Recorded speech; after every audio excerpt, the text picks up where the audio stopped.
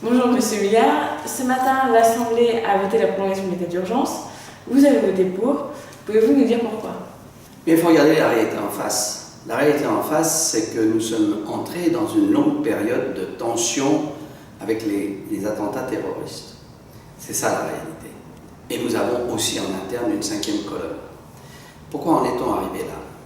On est arrivé là parce que effectivement c'est développé dans le monde arabo-musulman au nom de multiples frustrations, d'échecs économiques, d'échecs politiques, de volonté de revanche, des idéologies mortifères, qui ont commencé d'ailleurs avec la naissance des frères musulmans en Égypte en 1928.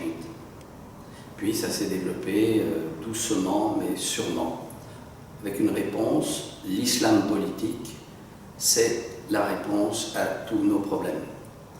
On en est arrivé là parce que les Européens, les Français, ont bâti un système qui s'appelle Schengen, qui est bon en grande partie, mais qui est mauvais dans le reste.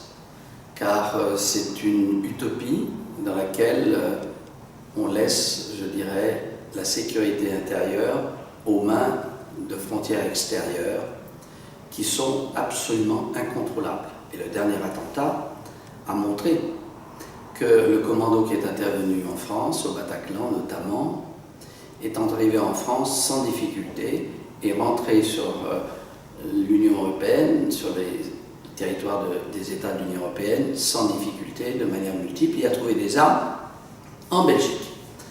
Donc il y a une part de laxisme de la part des Européens, des Français notamment, et d'utopie.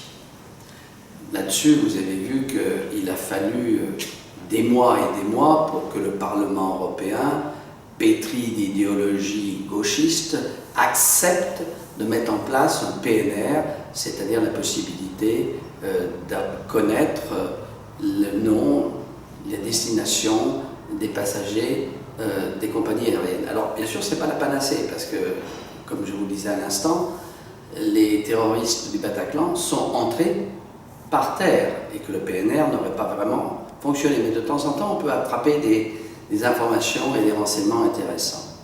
On en est arrivé là parce qu'on a laissé se développer un trafic, notamment des armes. J'ai fait une proposition de loi pour muscler les sanctions, pour les doubler.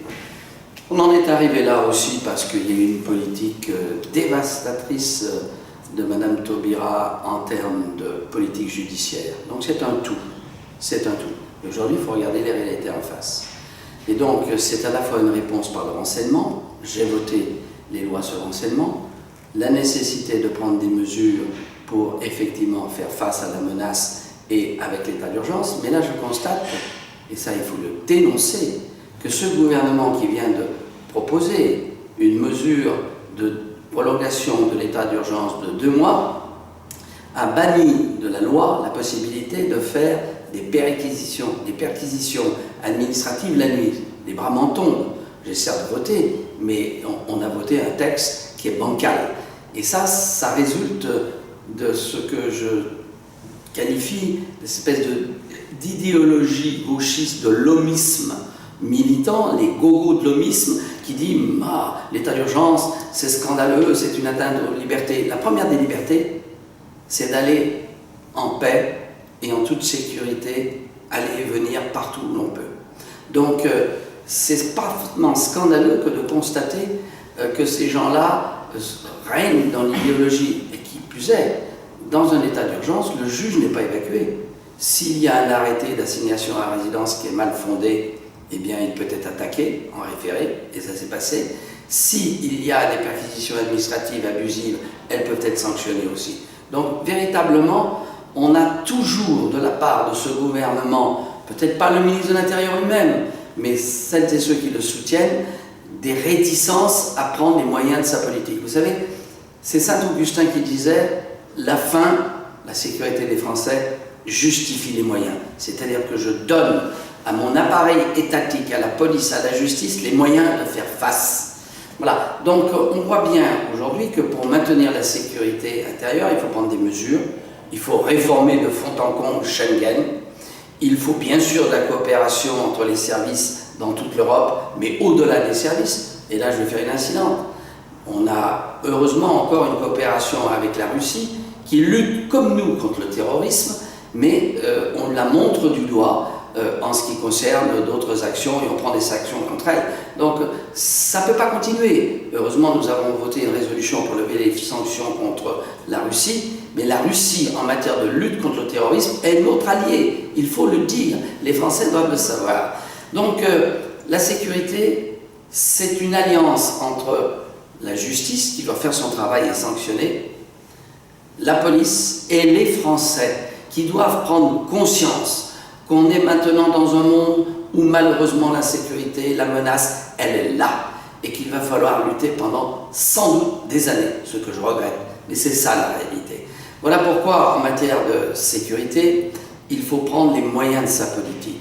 Il faut avoir le courage de dire aux Français, ne vous trompez pas, la police n'est pas contre vous. Et c'est scandaleux d'avoir constaté ces attaques, cette haine à l'égard des policiers. Et là encore, le gouvernement ne prend pas les mesures nécessaires. La dissolution de ces mouvements de fait, il peut le faire. Alors, elle me dit à quoi ça sert si on ne les connaît pas? Si, on les connaît. Premier point. Deuxième point, quand on dissout même un organisme de fait qui n'est pas constitué juridiquement, derrière, ça donne encore des moyens pénaux qui sont plus forts et plus fermes. Donc il faut donner à l'appareil d'État tous les moyens pour lutter contre l'insécurité. La première de nos libertés publiques, ce n'est pas, je dirais, le discours gauchiste. La première de nos libertés publiques, c'est véritablement d'aller et venir en toute sécurité sans que l'on se fasse assassiner au coin de rue. Voilà pourquoi, personnellement, je suis pour une fermeté et avoir une tolérance zéro sur, bien évidemment, l'insécurité. Là, je ne vous ai parlé que des problèmes de terrorisme, mais on pourrait dire la même chose en ce qui concerne, bien sûr, la sécurité, je dirais, ou l'insécurité ordinaire, par exemple, tous les trafics auxquels on assiste en matière de drogue, toute l'insécurité dans nos villes où nombre de personnes sont cambriolées et les suites derrière sont difficiles parce qu'on a laissé entrer sur le territoire national de véritables gangs internationaux qui sont organisés. Donc vous voyez, c'est un tout. Il faut sortir de l'idéologie, sortir de la naïveté et prendre les moyens de notre politique. Je vous remercie.